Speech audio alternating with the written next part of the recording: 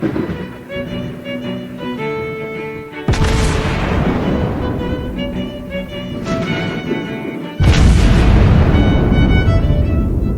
everyone, and welcome back to World of Warships Blitz with Terry. Today we are looking at not the Montana, but at the Ohio, which for all intents and purposes is kind of a Montana, but with bigger guns.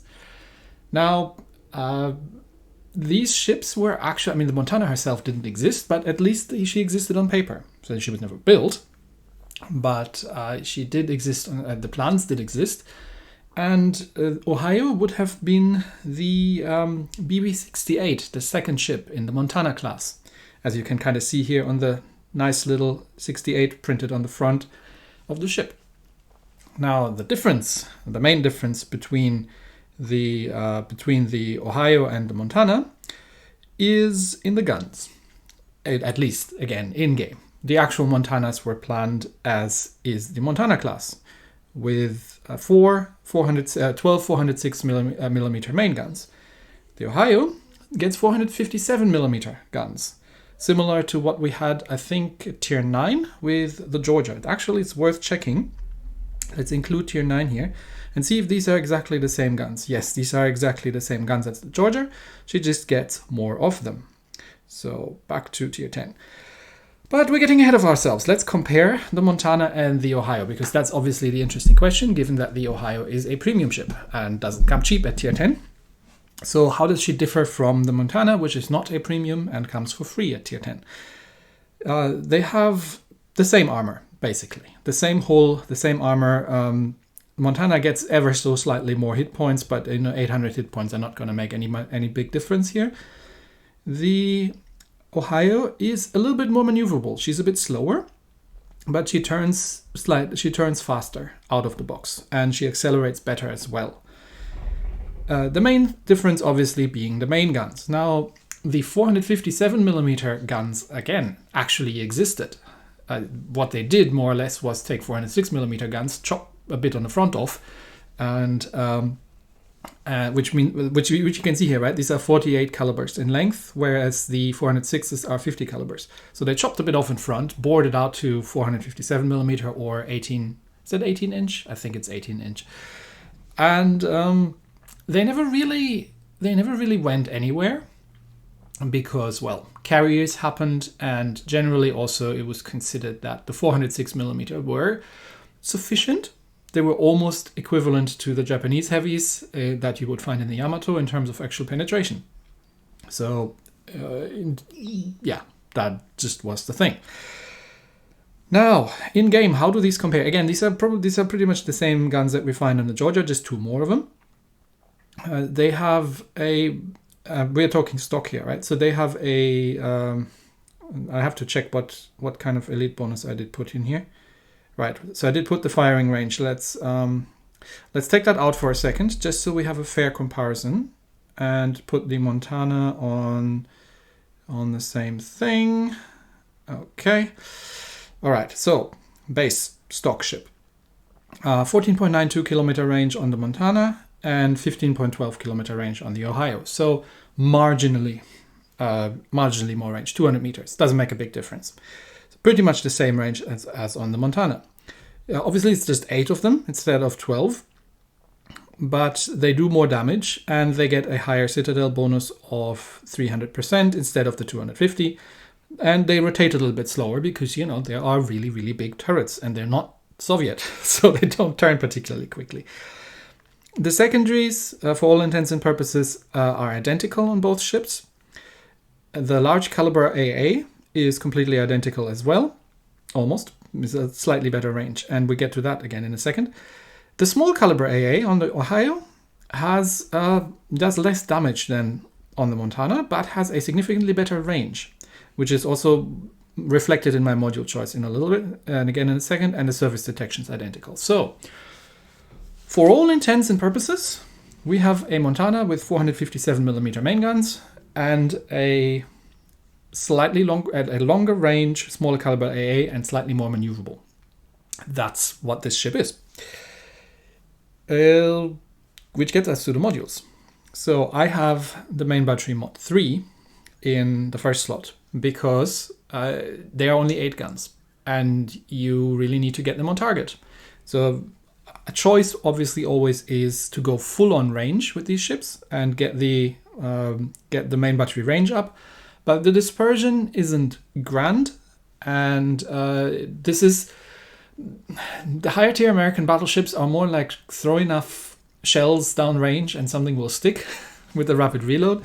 So I ended up going down the main battery mod 3 route.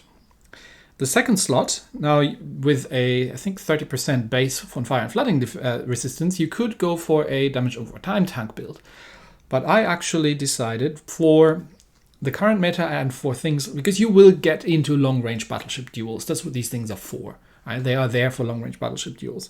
The propulsion mod is actually a good choice because the armor, while it's okay, is not making you invulnerable, and they will lose health reasonably quickly when focused on.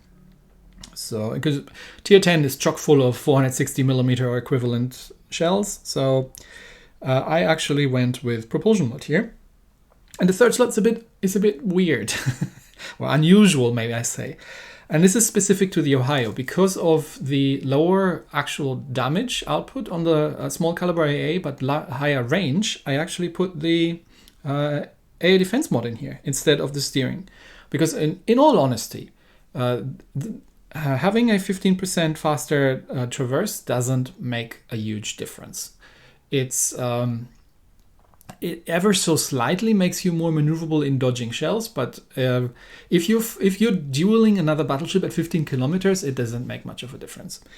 So things like Yamatos you can't dodge anyway because these things are precise. Everything else, you can as well make do with it.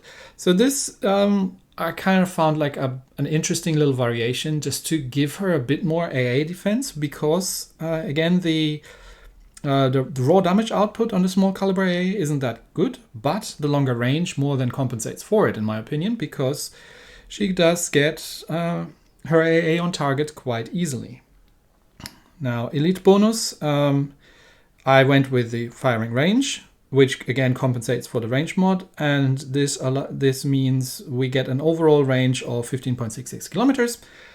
You could push it further with historical camo and the respective module, but I think this is okay. And yeah, historical camo is expensive on these things. I mean, we're talking about 6,000 gold. That's not something that someone just easily spends, which obviously gives us more range. But so you could push it further. You could push it probably well up to 17 kilometers almost or something. But you'd have to be really invested into the ship. So it's a valid option. But I'm just saying.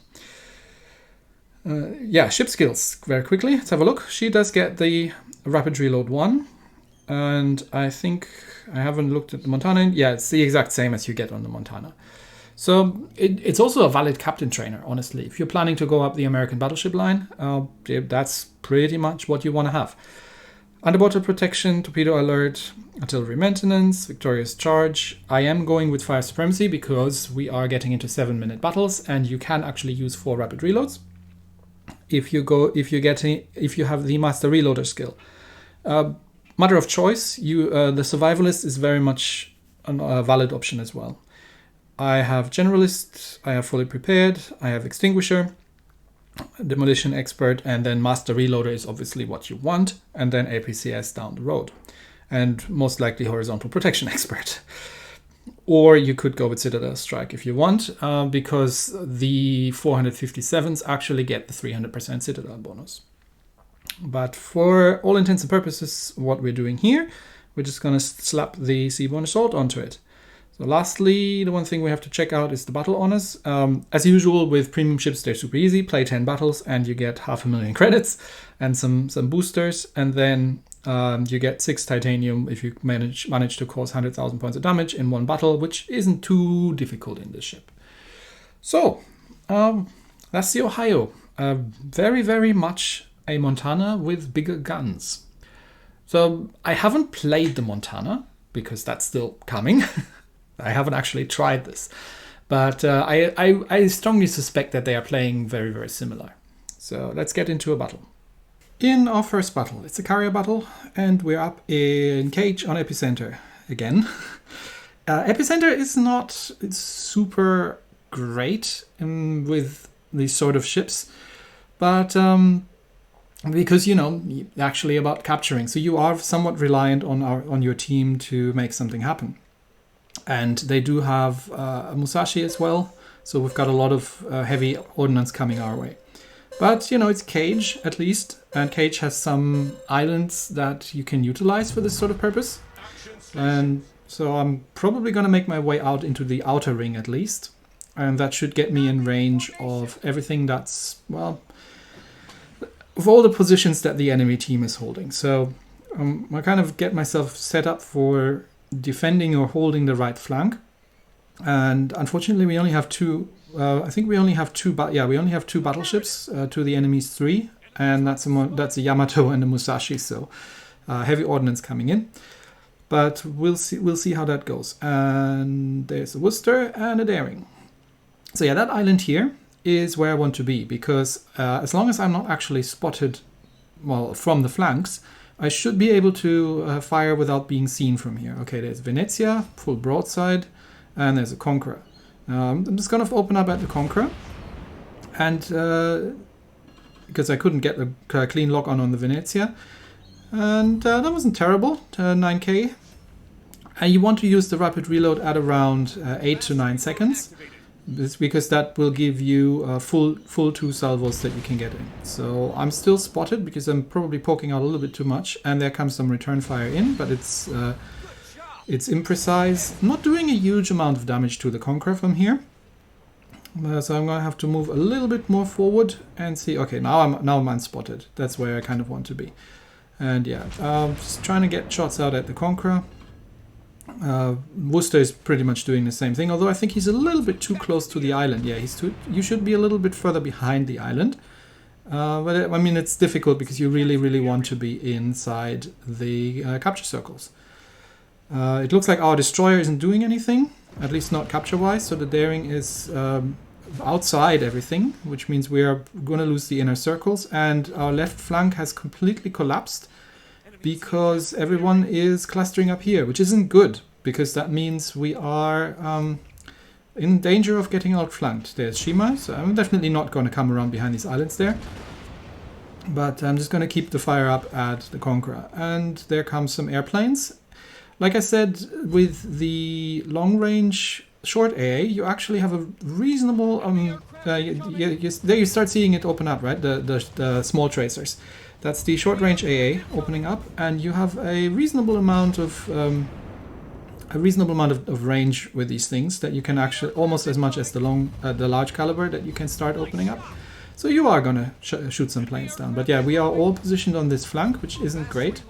Then again, they are not also pushing the other flank just yet. Trying to get some shots out at that Venezia. I should be able to punish him, but no, not really happening. So that's where, you know, the precision more or less screws you over against big targets like that Musashi over there. Oh, well, he just skipped backwards. That's a different story, but yeah, you've seen it with the rapid reload. If you go about 8 to 9 seconds and you activate it, you can get second salvo out. Not doing a great amount of damage. Now Worcester is pushing, because I don't know why, but Worcester is pushing, disregarding all cover. So he's probably very dead. I'm trying to help him here a little bit and see if I can at least do something about the Conqueror. But yeah, we've lost that one. And there they push on the other flank. This is what I was afraid of. So now I can angle against Musashi, but then I'm giving broadside to Yamato. And I don't know what this is here. There's another cruiser coming in. At least I'm giving some AA support. But yeah, there's not a huge amount of things that I can do here. And we are going to take some hits very, very soon, I suspect. And still not doing a great amount of damage to the Venezia. I mean, I keep shooting his guns off, but that's not a huge consolation. This is a very... Epicentre is always tactical, right?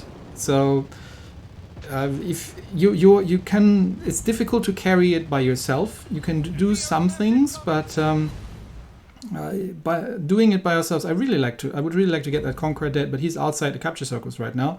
Yeah, our left flank has collapsed. We have taken out the enemy carrier, but that's not going to do us any good because it looks, yeah, they're pushing and now they're rolling us up and they're holding all 3 capture circles. And yeah, I'm trying to get behind that island there for some more cover and see if I can get some flanking shots and maybe get something done there against Venezia and Musashi and Yamato. But there comes Yamato salvo in. And this is where the American armor, yeah, that hurt. That was 17k from that Yamato right there. And another 6k from Musashi. So, yeah, you can't do this, right? You can't get into this kind of duel easily with these sort of ships. And that's probably it. I probably get one more salvo off. But we've lost this game. I mean, if you look where the rest of my team is, we've lost this game very, very completely. There was no chance we were ever going to win. We're so far behind on points. Yeah, this is, we don't really have to watch the rest of this. It's nothing more interesting is happening here, but it's you have to position, right? Because you can't tank as effectively as you can in, say, for example, a Yamato, which has more armor than this thing, or in a German ship, and positioning is really key there. So yeah, let's just quickly skip ahead to the end of this battle. Yamato wins the game, deservedly so, I'd say. And where do we end up in the team? Hey, we end up on top of the team. We still we're still getting the AA medal for our efforts. So here we are again. This time on Encounter, and it's base capture. Encounter is one of those maps that you find really a lot. And in this ship, I think 2 destroyers, Daring and Yugumo, no carrier, and we are top tier battleship. I think we definitely want to be out in open water, because, you know, no Yamatos on the other side, stuff like that.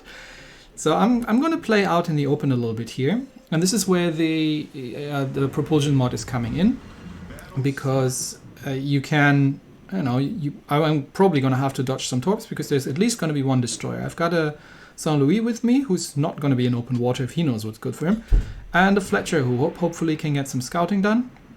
So I'm moving forward, but keep an eye on your range, right? Because you don't want to be too far forward. Just far enough. I mean, my range is almost to the enemy cap circle, so I should be able to get shots out at this point at anything at the enemy cap circle, and we've kind of got a good set here. It looks like the rest of our team is covering our eastern flank, and we are covering the western flank. Now I'm detected, which means that there's the destroyer. Oh, there's the Yugumo. Yep. Not sure how he got himself spotted. Maybe the Fletcher. So I'm just gonna get some shots out. I mean, I know it's armor piercing, but there's also a Smolensk. I just wanted to get a shot out at the Yugumo, and then get the rapid reload going against the Smolensk. Smolensk smokes up. There's some torpedoes, but yeah, the Yugumo is at this point a cruiser problem because I've got an Izumo to shoot at, and Yugumo seems to have had quite enough of this. There comes some long-range torpedoes, and we are getting. You're not gonna harvest citadels like crazy with these 457s, but took 1 Yugumo torp there. I thought that would be running out. There's some Missouri shots coming in, but you know you do need to keep your distance. They would be great against things like cruisers if you could shoot point blank, but that's really not how this works in Tier 10. Oh, Smolensk spotted. Now I had big problems with the Kremlin because I kept over penetrating the Smolensk with the Kremlin. So let's see how this works with the Ohio. No, I'm not actually. So with the Ohio, you can actually use the armor piercing against something like the Smolensk. But yeah, the cruisers are actually more. Where are you going? Are you going forward? I think you're going forward. Okay, let's not get burned down by the Smolensk. So we'll just back up because we're outranging this thing, and we are. Oh, there we go. Nice citadel on the Smolensk. We are actually. We are actually just three versus 4 here, I think. Oh no, one of our destroyers is coming in the middle because the enemy team is not very much pushing the other flank. Just one destroyer. A couple blind shots out at the Smolensk. But yeah, this is sort of kind of the game you want to play in this thing. Like, you be at long range. Oh, sorry, Izumo here. I didn't see you there. You're aware that there's a destroyer coming, right? You've seen that thing, right? Just mentioning it. There's a Yugumo. Right? You've seen that. Yeah, you want to be at range. You have to preserve your health a little bit. And, oh, there's Moskva as well. Smolensk still in the smoke, doing Smolensk things. Let's see if we can delete him. Deleting Smolensk is always something nice. Okay, he's reversing, he's turning. So shots like that, but I think, yeah, the Izumo actually gets him. Nice. Smolensk, a dead Smolensk is a good Smolensk. So, who's next? Yeah, we're at maximum range. We can recover a little bit of our health, and Izumo seems to be extremely aggressive. So I might have to actually help him out a little bit. Missouri, a couple shots out from there. And yeah, this is pretty much the gameplay. I mean, you know me, that's not my favorite style of playing, but this is how you kind of have to play these ships, I think, because getting close and pushing too far ahead is a surefire recipe of getting yourself killed, like that Izumo is just finding out the hard way over there. So I'm trying to help as much as I can. Trying to get in front of him, actually, and get some shots out at the Missouri. And just, okay, Izumo, just run away. You're on low health. Let me take some shots here. But yeah, Missouri or Moscow is probably going to get him. Which means that I am now... we're 3 ships down to 1. So I'm now way too much far forward, actually. So it's time to put her in reverse again. Because there's also a Yugumo coming, and I don't have a cruiser anymore. So we're going to have to work for this one, I guess. It's time to... Okay, one more shot on the Missouri, and we'll switch out to the high explosive, because Yugumo looks like he's coming my way. Some good hits there on the Missouri. Okay, Yugumo, are you in secondary range? He shouldn't have good angles for torps. And if he, oh, come on, Moscow. Not right now. I'm busy. He's not looking at me. He's in a gun duel with the other destroyer. Okay, so I'm just waiting for my mains to reload the high explosive and for him to give me a little bit of a better angle. But he's coming awfully close, so I really want to get those shots out. Okay, that was decent. That shot of, most importantly, one of his torp tubes. Can I get him with the secondaries? Just almost. Yeah, but I shouldn't be getting a full set of torps. But anyway, full on turn. There comes one set of torps, yeah, because I shot his torp tube off and the Fletcher takes him out. Okay, back to the armor piercing. Gonna use the rapid reload right now. We're 4 on 4. We're still behind on points, but I can dodge all these Yugumo torps. And there's a Moskva and a Missouri on low health. And Fletcher looks aggressive, so I'm gonna be careful with that one, buddy. You're not having that much health, but Moskva can one-shot you. I wouldn't be firing armor piercing at the Moskva in the Fletcher if I was you. I would be probably going stealth and torpedoing. So let me handle these things here. So forward guns out at the Moskva. Can I get them? No, I don't want to turn around too much, because I'm going to give full broadside to Missouri. Back in reverse, Missouri is pushing. Let's see if we can deal with Missouri first, and then Moskva can happen next. Fletcher has run out of ocean, but yeah, that's nice, that's nice. Okay, one more, and then we get the... Okay, Venom takes out Ibuki. How he managed that is beyond me, but that seems to have turned around the battle quite nicely, which leaves just Missouri and Moskva over there. So two guns should be enough for Missouri, and then we can turn and get the rest of the shots out at Moskva. Yep, that's a dead Missouri. And we've got 10,000 hit points left. We've used all our heals, and the Fletcher is still in a gun duel with the Moskva, and for some reason that's beyond my understanding is still alive. But yeah, we can help this guy out. So Moskva is stopping. Is he stopping? Yeah, he's stopping. Alright, shots out at Moskva. We've used all 4 reloads. We've used all heals. Can we still get this thing? Last shot. Last salvo. Come on. Go guns. Yep, we got him. That was an unnecessary damage con on my side, by the way, because the battle was over. But yeah, we got him. So the Ohio, it's a fun ship, and I can't compare the actual playstyle to the Montana herself. It's a fun ship if you like, you know, this sort of extreme range back and forth gunnery. Personally, it's not my favorite, although this last battle turned out to be more exciting than usual. But that was because it was not a domination or even worse, an epicenter battle. Right, so these long-range ships are I always find a little bit difficult to carry your teams in when you are in things like those. But yeah, in that kind of battle, not bad. I don't think she's overpowered. It's not like she's citadeling everything left, right, and center. It's an American battleship. It's a jack of all trades. Do you absolutely have her over the Montana? I don't know, because I haven't played the Montana. But from what I've done so far and from what I've seen Montanas do, I'd say they're probably pretty much on par. So if you're looking for a top tier premium, or you're looking for a captain train or anything, it's a good ship for that. If you like to brawl and you like to get stuck in, not so much. All right, that's it for today. Thanks everybody, and I'll see you next time. Bye.